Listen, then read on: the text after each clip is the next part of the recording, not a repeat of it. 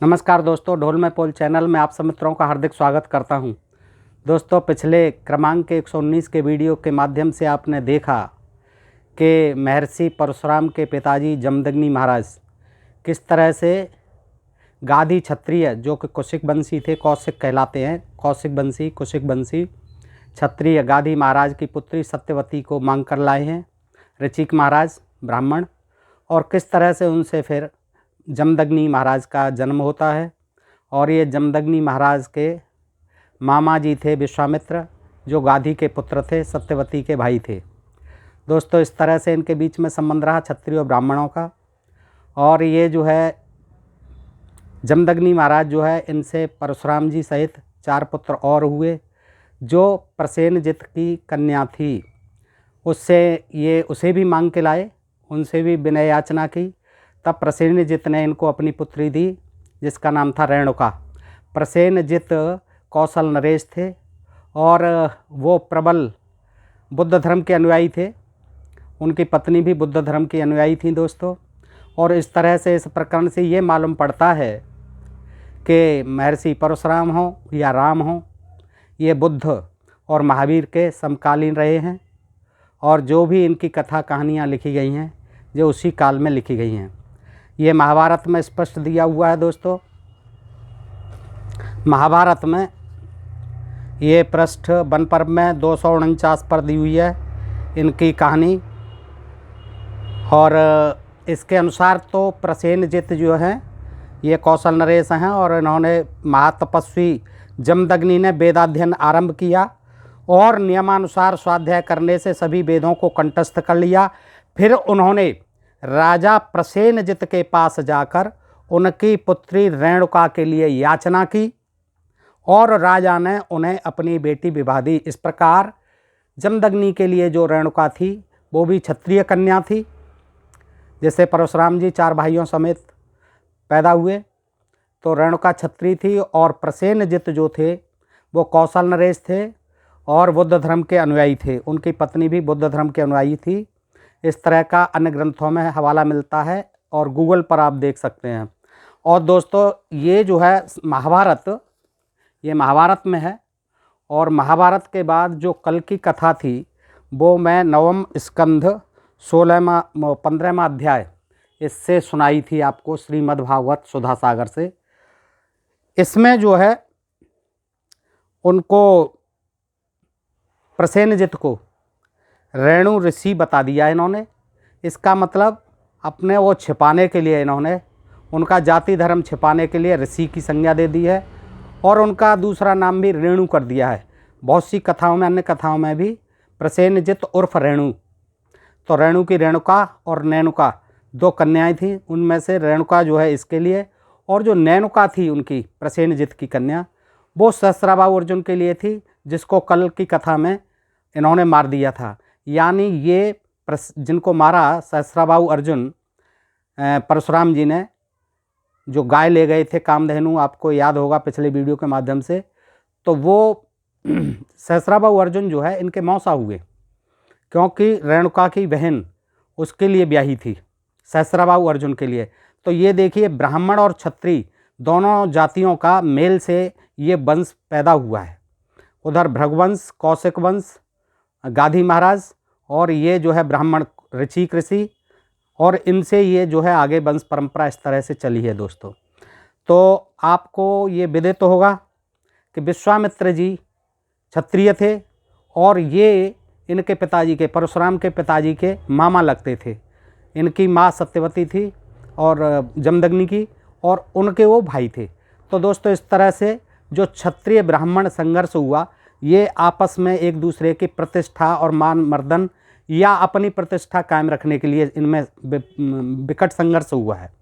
तो दोस्तों, आगे भी हम देखते हैं कि किस प्रकार जो सहस्राबाहु अर्जुन के, जिसे कार्तवीर्य भी कहा जाता है, उसके जो 10,000 पुत्र बच करके भाग गए थे सहस्राबाहु के मर जाने के बाद, तो वो फिर से किस तरह आक्रमण करते हैं और परशुराम के पिताजी को मारते हैं, और फिर उसके बाद परशुराम जी जो है उनका भी वध करते हैं।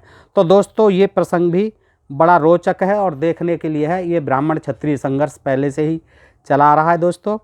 ये 16वां अध्याय है, इसमें महाभारत में भी है ये कथा, लेकिन मैं इसको आपके सामने ये 9वां स्कंद इसी महाभारत इसमें श्रीमद् भागवत सुधा सागर सुख सागर से सुनाता हूँ दोस्तों, कि परशुराम जी के द्वारा क्षत्रिय संहार और विश्वामित्र जी के वंश की कथा भी है। इसमें 517 पृष्ठ पर है ये दोस्तों। तो सुखदेव जी कहते हैं, परीक्षित सुन रहे हैं कि अपने पिता की यह शिक्षा, पिता ने कहा कि आपने बहुत गलत काम किया है को मारा, उसको है वंश क्षत्रियों को मारा, सहस्राबाहु अर्जुन को मारा, और वो आपके मौसाजी थे, ये गलत काम किया है। आप 1 साल के लिए व्रत कीजिए, तप कीजिए, तपस्या कीजिए और तीर्थ यात्रा कीजिए। तो 1 साल के लिए परशुराम जी तीर्थ यात्रा पर चले गए हैं पिता की आज्ञा मान करके। इससे आगे की कथा यह है कि अपने पिता की यह शिक्षा भगवान परशुराम ने जो आज्ञा कहकर स्वीकार की, उसके बाद वे 1 वर्ष तक तीर्थ यात्रा करके अपने आश्रम पर लौट आते हैं। एक दिन की बात है,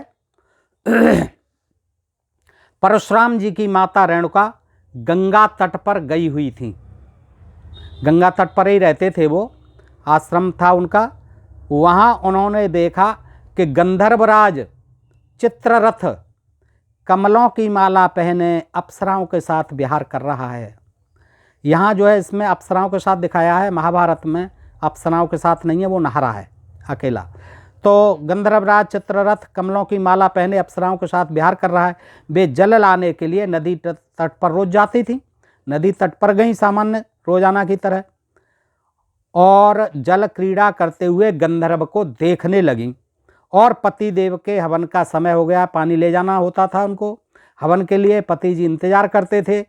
तो आज भी वो जो है लेने आई हैं पानी, और जल क्रीड़ा करते हुए गंधर्व को देखने लगी, और पति देव के हवन का समय हो गया है, इस बात को भूल गई।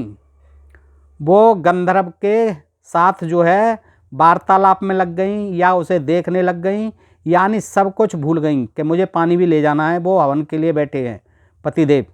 उनका मन कुछ कुछ चित्ररथ की ओर खिंच भी गया था। अब ये तो इतनी बात लिखेंगे वो कि चित्ररथ की ओर खिंच भी गया था, तो इसका मतलब मामला कुछ गड़बड़ था, चित्ररथ की ओर खिंच गया। हवन का समय बीत गया, यह जानकर वे महर्षि जमदग्न के शाप से भयभीत हो गई। क्यों भयभीत हो गई? जब कोई गलत काम ही नहीं किया है तो भयभीत होने का कोई कारण ही नहीं बनता है। फिर भी हवन का समय बीत गया, और यह जानकर वे महर्षि जमदग्नि के शाप से भयभीत हो गई कि अब तो मुझे शाप मिलना ही मिलना है। नाराज हो रहे होंगे, कुपित हो जाएंगे, और तुरंत वहाँ से आश्रम पर चली आईं। वहाँ जल का कलश महर्षि के सामने रखकर हाथ जोड़कर खड़ी हो गई। खाली वो कलश लेके आ गई, पानी रख दिया और हाथ जोड़ के खड़ी हो गई महर्षि के आगे, अपराध बोध से ग्रस्त होकर। क्यों खड़ी होती? जब कोई अपराध ही नहीं किया है तो खड़ा होना क्या हाथ जोड़ करके, अपराध बोध किसका? लेकिन नहीं, वो जो है जल का कलश रखा और महर्षि के सामने हाथ जोड़कर खड़ी हो गई। जमदग्नि मुनि ने अपनी पत्नी का मानसिक व्यभिचार जान लिया। अब ब्राह्मण थे, ऋषि थे, सर्वज्ञ थे, वो तो सर्वज्ञाता थे, अंतर्यामी थे, समझ गए जो कुछ थी गड़बड़ कि कोई न कोई व्यभिचार है। तो उनका मानसिक मन से किया हुआ व्यभिचार जान लिया और क्रोध करके कहा, मेरे पुत्रों, इस पापिनी को मार डालो। अब 5 पुत्र थे उनके, उस समय परशुराम जी तो थे नहीं, 4 पुत्र थे। उनको उन्होंने एक एक करके आवाज़ दी कि इस पापिनी को तुरंत मार डालो। अब क्या पाप किया था उसने, ये नहीं लिखा है क्या पाप किया था, लेकिन दोस्तों समझने की बात है कि कोई पाप ही किया होगा, तभी उनको इतना गुस्सा आया कि तुरंत मार डालो। अब देखिए आगे क्या होता है कि परंतु उनके किसी भी पुत्र ने उनकी वह आज्ञा स्वीकार नहीं की। चारों पुत्रों ने मना कर दी कि ये तो गलत बात है, हम अपनी माँ को कैसे मार सकते हैं पिताजी। इसके बाद पुत्र आज्ञा स्वीकार नहीं की। इसके बाद महाभारत में तो है कि उन्होंने साप दे दिया कि तुम जड़ बताओ, तुम मूर्ख बन जाओ, तुम जड़ बन जाओ बिल्कुल, और मर भी गए हैं। तो इस तरह से यहाँ आगे कहते हैं, इसके बाद पिता की आज्ञा से परशुराम जी आ गए। जब तक परशुराम जी से भी वही बात कही, तो परशुराम जी ने माता के साथ फरसे से सब भाइयों को काट डाला, मार डाला। चारों भाई भी मार दिए और माँ भी मार दी। ज़्यादा कुछ नहीं पूछा परशुराम जी ने। पिताजी ने कहा कि इनको मारो, इन दुष्टों को भी मारो। तो माता को भी मारा और 4 भाइयों को मारा। शायद दोस्तों माँ का तो सुना होगा, लेकिन आपने भाइयों का नहीं सुना होगा। तो आज सुन लें कि परशुराम जी ने माता के साथ सब भाइयों को भी मार डाला। इसका कारण था वे अपने पिताजी के योग और तपस्या का प्रभाव भली भांति जानते थे। वो ये भी जानते थे कि मुझे भी शाप दे देंगे और ये मुझे भी मार देंगे, लेकिन पता नहीं, जानते थे तो पिताजी ने स्वयं क्यों नहीं उनको शाप दे दिया। उनको मारना था तो चारों भाइयों को कटवा दिया, माँ को भी कटवा दिया फरसे से। अरे पिताजी तो इतने तपस्या वाले थे कि योग के प्रभाव को और तपस्या के प्रभाव को वो जानते थे परशुराम जी। तो उन्होंने ही खुद क्यों नहीं भस्म कर दिया अपनी पत्नी को, रेणुका को। बाकी 4 भाइयों तो बच जाते, लेकिन नहीं, उन्होंने काट डाला। और परशुराम जी के इस काम से सत्यवती नंदन महर्षि जमदग्नि बहुत प्रसन्न हुए और उन्होंने कहा, बेटा तुम्हारी जो इच्छा हो वर मांग लो। और देखिए कल के वीडियो में कितना ज्ञान दिया है कि ब्राह्मणों का तो आभूषण होता है क्षमा। ब्रह्मा जी इसीलिए ब्राह्मण हैं, ब्रह्म पद की उपाधि मिली हुई है। बेटा ब्राह्मणों को नहीं ऐसा करना चाहिए, तुमने क्यों क्षत्रियों को मारा। लेकिन कल तो वो ज्ञान दे रहे थे, आज अपनी ही पत्नी को और 4 भाई बेटों को मरवा डाला परशुराम से। ये देखिए, ये ब्राह्मणों का ज्ञान है, उल्टा ज्ञान है, हाल भूल जाते हैं।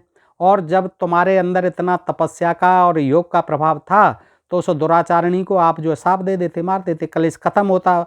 अब बेटों से ये अपराध क्यों करवाया।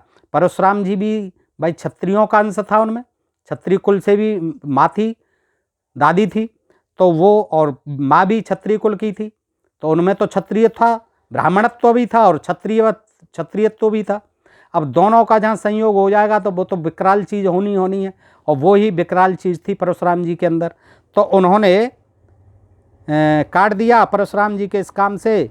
सत्यवती नंदन महर्षि जमदग्नि बहुत प्रसन्न हुए और उन्होंने कहा, बेटा तुम्हारी जो इच्छा हो वह वर मांग लो। बहुत अच्छा काम किया आपने तो बेटा, चारों भाई काट डाले और माँ भी काट डाली, अब तुम्हारी जो इच्छा हो वो वर मांग लो।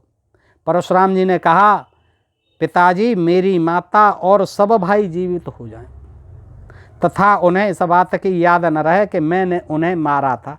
देखो क्या बच्चों की सी बात कर रहे हैं कि सब जीवित हो जाएं, माँ भी जीवित हो जाएं, भाई भी जीवित हो जाएं। अरे भाई तो तुम्हें जीवित ही करने थे तो मारे ही क्यों थे।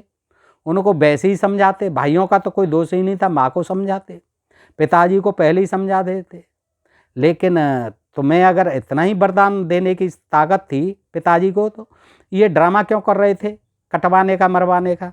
तो परशुराम जी ने कहा, पिताजी मेरी माता और सब भाई जीवित हो जाएं तथा उन्हें इस बात की याद न रहे कि मैंने उन्हें मारा था। वाह भाई वाह, क्या देखिए वर मांग रहे हैं। अब पहले तो कर दिया लीपापोती, अब लीपापोती कर रहे हैं अपराध करके। परशुराम जी के इस प्रकार कहते ही जैसे कोई सोकर उठे, सब के सब अनायास ही सकुशल उठ बैठे। माँ भी जिंदा हो गई और भाई भी जिंदा हो गए। इसका मतलब कितनी तपस्या में, कितनी उसमें जमदग्नि महाराज में बल था, लेकिन इस बल के बावजूद भी उन्होंने कटवाए वो। और इतना क्यों किया पता नहीं, परशुराम जी को क्यों इतना अपराधी बनाया। और फिर इतना ही तप बल था तो आगे चल के देखेंगे कि वो लड़के आए और काट गए उन्हें, बैठे हुए थे आश्रम पर, तभी तो परशुराम ने बदला लिया। तो दोस्तों आगे का प्रकरण है, आप देखिए कि इस प्रकार सोकर उठ बैठे, सबके सब अनायास ही सकुशल उठ बैठे। परशुराम जी ने अपने पिताजी का तपोबल जानकर ही तो अपने सुहृदों का वध किया था। तपोबल जान के काट डाले थे कि अरे कोई बात नहीं, पिताजी जिंदा कर ही देंगे, सबको मार दो। और ये बात जो और भाई नहीं जानते थे, चारों वो मूर्ख थे, परशुराम जी अंतर्यामी थे, जानते थे। तो दोस्तों ये इसी प्रकार की कथा कहानी इन ब्राह्मणों ने उल्टी सीधी लिख रखी हैं।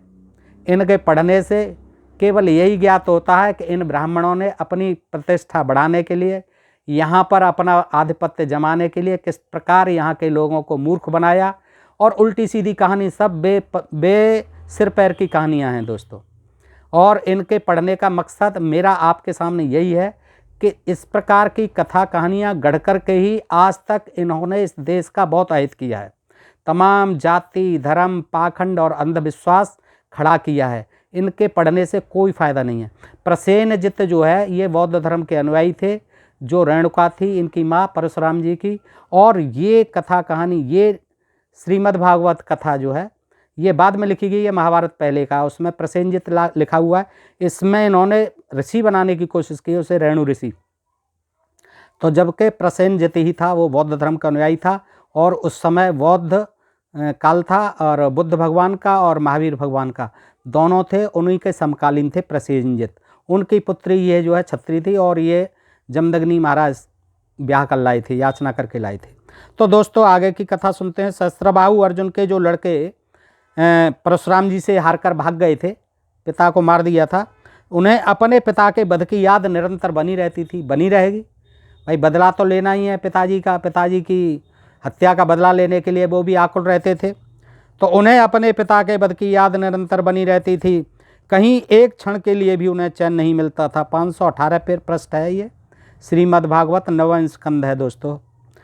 सहस्त्रबाहु अर्जुन के जो लड़के परशुराम जी से हार कर भाग गए थे, उन्हें अपने पिता के वध की याद निरंतर बनी रहती थी, कहीं एक क्षण के लिए भी उन्हें चैन नहीं मिलता था। एक दिन की बात है, परशुराम जी अपने भाइयों के साथ आश्रम से बाहर वन की ओर गए हुए थे। यह अवसर पाकर वैर साधने के लिए, बदला लेने के लिए सहस्त्रबाहु के लड़के वहां आ पहुंचे। सहस्त्रबाहु के लड़के, सहस्त्रबाहु साड़ू था, साड़ू भाई था इनका, जमदग्नि महाराज का मौसा था परशुराम जी का, जिसे मार दिया परशुराम जी ने, छत्री था। परशुराम जी अपने भाइयों के साथ आश्रम से बाहर वन की ओर गए हुए थे। यह अवसर पाकर वैर साधन के लिए सहस्त्रबाहु के लड़के वहां पहुंचे। उस समय महर्षि जमदग्नि अग्निशाला में बैठे हुए थे, यज्ञ कर रहे थे और अपनी समस्त वृत्तियों से पवित्र कीर्ति भगवान के ही चिंतन में मग्न हो रहे थे। ये खुद भी सब भगवान हैं, परशुराम भगवान, जमदग्नि भगवान, गादी भगवान, विश्वामित्र भगवान, ये सब भगवान हैं। फिर भी ये पता नहीं कौन से भगवान का ध्यान करते रहते हैं। तो वो भगवान की चिंता में मग्न हो रहे थे, उन्हें बाहर की कोई सुध न थी। उसी समय उन पापियों ने जमदग्नि ऋषि को मार डाला, बैठे हुए को मार डाला, जमदग्नि ऋषि को। उन्होंने पहले से ही ऐसा पाप पूर्ण निश्चय कर रखा था, बिल्कुल कर रखा था कि मारना है, बदला लेना है बाप का। परशुराम की माता रेणुका बड़ी दीनता से उनसे प्रार्थना कर रही थी, परंतु उन सबों ने उनकी एक न सुनी, अपनी मौसी की। वे बलपूर्वक महर्षि जमदग्नि का सिर काट कर ले गए। देखिए परीक्षित, वास्तव में वे नीच क्षत्रिय अत्यंत क्रूर थे। अब जो है ये सब जानते थे, उनको जिंदा भी कर देते थे। रेणुका को कर दिया और चारों पुत्रों को जिंदा कर दिया, उन्हीं का सिर काट ले गए। अब इनका योग बल और तपोबल कहाँ चला गया, और फिर महर्षि परशुराम को एक बार जो हत्याएं करनी पड़ेंगी। तो वास्तव में वे नीच क्षत्रिय अत्यंत क्रूर थे। सती रेणुका दुख और शोक से आतुर हो गई, बिल्कुल होंगी, पति का सिर काट ले गए। वे अपने हाथों अपनी छाती और सिर पीट पीट कर जोर जोर से रोने लगीं, परशुराम बेटा परशुराम शीघ्र आओ। परशुराम जी ने बहुत दूर से माता का हा राम यह करुण क्रंदन सुन लिया। वे बड़ी शीघ्रता से आश्रम पर आए और वहां आकर देखा कि पिताजी मार डाले गए हैं। परीक्षित जी, सुखदेव जी कहते हैं, परीक्षित उस समय परशुराम जी को बड़ा दुख हुआ। दुख तो होगा ही, पिताजी का सिर काट ले गए, ये कम दुख की बात है क्या। साथ ही क्रोध, असहिष्णुता, मानसिक पीड़ा और शोक के वेग से वे अत्यंत मोहित हो गए। हाय पिताजी, आप तो बड़े महात्मा थे, पिताजी आप तो धर्म के सच्चे पुजारी थे और आप हम लोगों को छोड़कर स्वर्ग चले गए। इस प्रकार विलाप कर उन्होंने पिता का शरीर तो भाइयों को सौंप दिया कि आप अंत्येष्टि करो, और स्वयं हाथ में फरसा उठाकर क्षत्रियों का संहार कर डालने का निश्चय किया।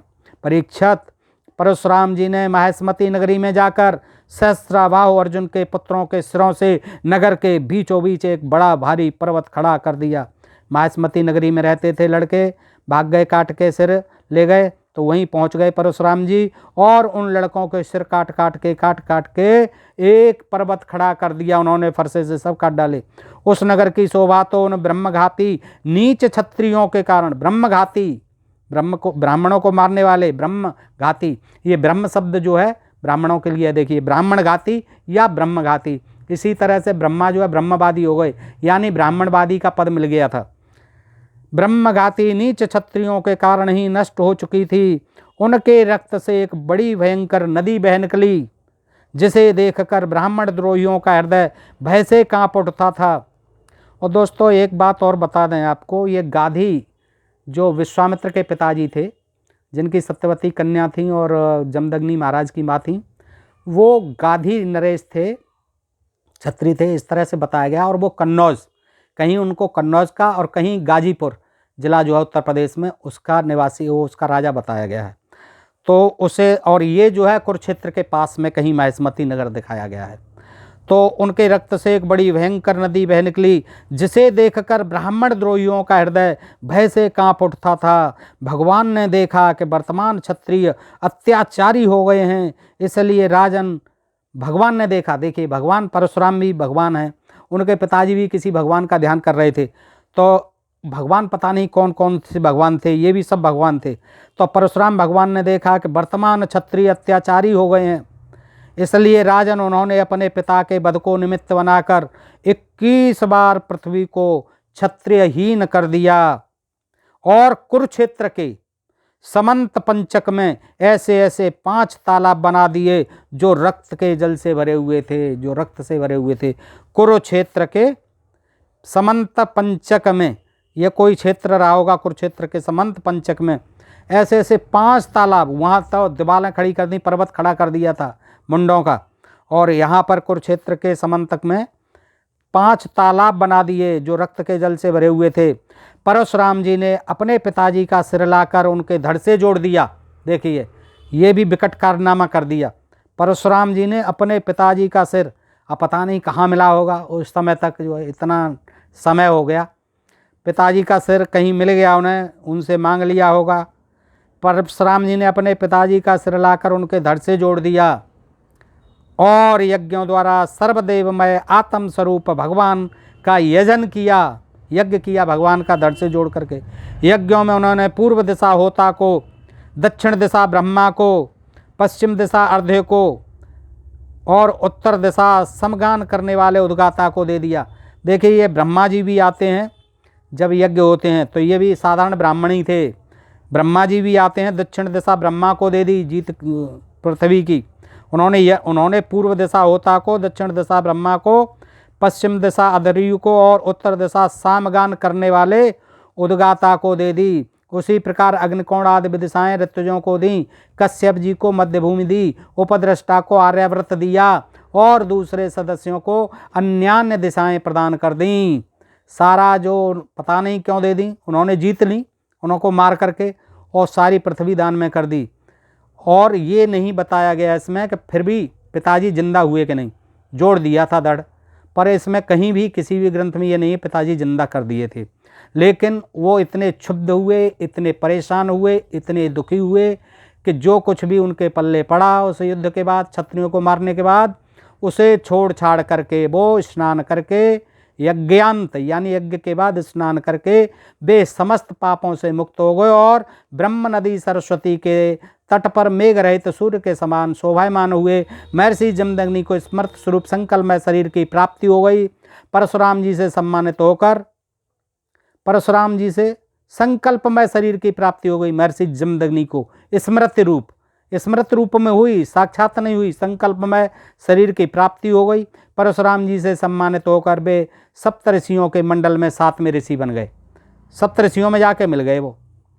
परीक्षित कमल लोचन जमदग्नि नंदन भगवान परशुराम आगामी मनवंतर में सप्तऋषियों के मंडल में रहकर वेदों का विस्तार करेंगे। वे आज भी किसी को किसी प्रकार का दंड न देते हुए शांत चित्त से महेंद्र पर्वत पर निवास करते हैं। परेशान हो गए, क्षुब्ध हो गए, दुखी हो गए और उन्हें ग्लानि हुई कि मैंने इतने क्षत्रियों का वध किया, तो सबको छोड़ छाड़ करके वो महेंद्र पर्वत पर रहने लगे। वहाँ सिंध गंधर्व, और ये महेंद्र पर्वत कहीं बताते हैं साउथ में कोंकण के पास दोस्तों, वहाँ पर जाके रहने लगे थे। वहाँ सिद्ध गंधर्व और चारण उनके चरित्र का मधुर स्वर से गान करते रहते हैं। सर्वशक्तिमान विश्वात्मा भगवान श्री हरि ने इस प्रकार भृगुवंशियों में अवतार ग्रहण करके पृथ्वी के भारभूत राजाओं का बहुत बार वध किया, भृगुवंशियों में अवतार लिया भगवान श्री हरि विष्णु जी, और वही भृगु ऋषि थे भृगुवंश के जिन्होंने लात मारी थी विष्णु जी के वक्षस्थल में, छाती में, कहा रही हरि को घटे, जो भृगु मारी लात उन्हीं भृगु ऋषि ने। और फिर भी जो है विष्णु जी ने उनके चरण दबाए थे कि चोट लग गई होगी महाराज आपको। तो दोस्तों इस तरह से ये कहानियाँ हैं भृगु ऋषियों को और भृगुओं को बढ़ई भी बताया गया है ग्रंथों में कि वो बढ़ई जाति के थे, शिल्पकार थे, लेकिन पता नहीं फिर आगे चल करके उनको ब्राह्मण घोषित कर दिया गया। दोस्तों इस प्रकार ये कहानी थी।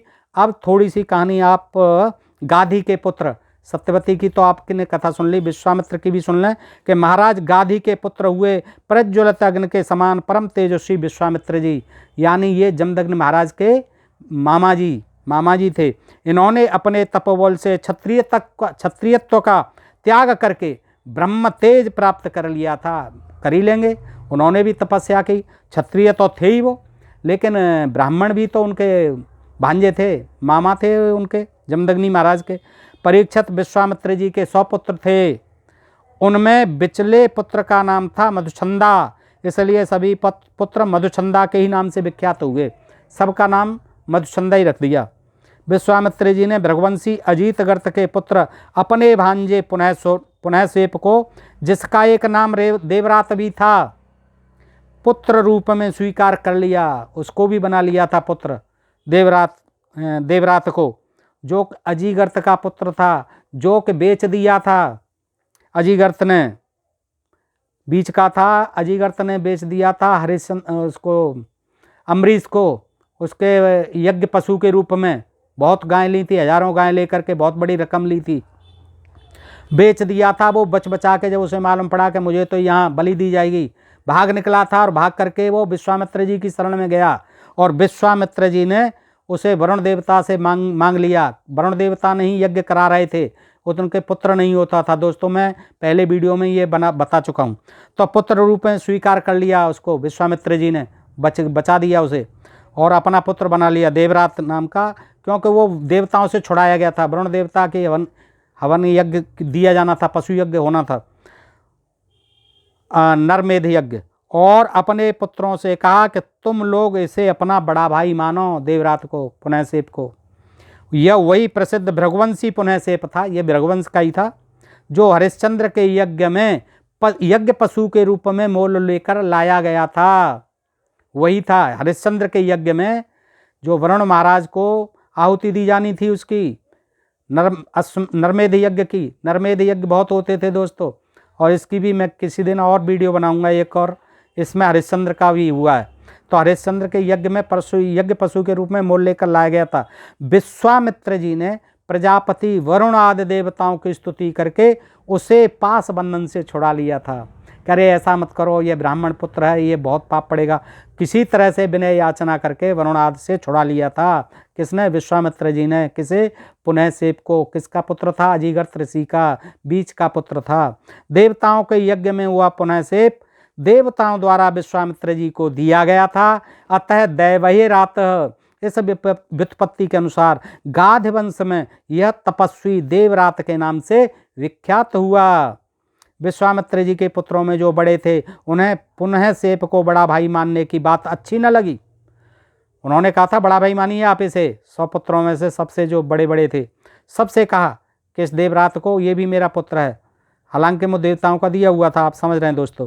तो विश्वामित्र जी के पुत्रों में जो बड़े थे, उन्हें पुनःसेप को बड़ा भाई मानने की बात अच्छी न लगी। इस पर विश्वामित्र जी ने क्रोधित होकर उन्हें शाप दे दिया कि दुष्टो, तुम सब मलेच्छ हो जाओ। देखिए मलेच्छ जो बने, जिनको अनार्य भी कहते हैं, और जिनको संस्कृत भाषा नहीं आती थी, आर्यों की भाषा नहीं आती थी, जिनको पढ़ने पढ़ाने का, वही मलेच्छ भी बताए गए हैं। कहीं वो यवन बताए गए हैं मलेच्छ, जो विदेशी थे और मुसलमान थे, यानी दूसरे धर्मों के विधर्मी थे, उन्हें मलेच्छ। लेकिन विश्वामित्र जी के हिसाब से उनके ही पुत्र मलेच्छ हो गए थे और उन्हें चंडालों की बस्ती में रहना पड़ा था। वहाँ पर उन्होंने मांस भी खाया था, कुत्ते का मांस खाया था। दोस्तों इस तरह की कथा कहानी आती हैं। तो विश्वामित्र जी ने क्रोधित होकर उन्हें शाप दे दिया कि दुष्टो, तुम सब मलेच्छ हो जाओ। इस प्रकार जब 49 भाई आधे मलेच्छ हो गए, तब विश्वामित्र जी के बिचले पुत्र मधुचंदा ने अपने से छोटे 50 भाइयों के साथ कहा, पिताजी आप हम लोगों को जो आज्ञा करते हैं हम उसका पालन करने के लिए तैयार हैं। यह कहकर मधुचंदा ने मंत्र दृष्टा पुनः सेप को बड़ा भाई स्वीकार कर लिया और कहा कि हम सब तुम्हारे अनुयायी हैं, छोटे भाई हैं। तब विश्वामित्र जी ने अपने इन आज्ञाकारी पुत्रों से कहा, तुम लोगों ने मेरी बात मानकर मेरे सम्मान की रक्षा की है, इसलिए तुम लोगों जैसे सुपुत्र प्राप्त करके मैं धन्य हुआ। मैं तुम्हें आशीर्वाद देता हूँ कि तुम्हें भी सुपुत्र प्राप्त होंगे। मेरे प्यारे पुत्रों, यह देवरात पुनः सेप भी तुम्हारे ही गोत्र का है, तुम लोग इसकी आज्ञा में रहना। परीक्षित विश्वामित्र जी के अष्टक, हारित, जय और कृतमान आदि और भी पुत्र थे। इस प्रकार विश्वामित्र जी की संतानों से कौशिक गोत्र में कई भेद हो गए। वो तो होने ही थे, गादी था, कौशिक गोत्र था इनका, और ये ब्राह्मणों के संयोग भी हुए इसमें। देवरात को बड़ा भाई मानने के कारण, क्योंकि वो ब्राह्मण था, अजीगर्थ का बेटा था, अजीगर्थ ब्राह्मण का, देवरात को बड़ा भाई मानने के कारण उसका प्रवर ही दूसरा हो गया। तो दोस्तों इस प्रकार की ये कथा कहानी थी, और इससे आगे भी हम ऐसे ही प्रसंग आपको सुनाते रहेंगे। सुनने के लिए बहुत बहुत धन्यवाद। आप लोगों से यही निवेदन कि आप ढोल में पोल चैनल को सब्सक्राइब करते रहें, और बहुत बहुत आभार। नमस्कार दोस्तों।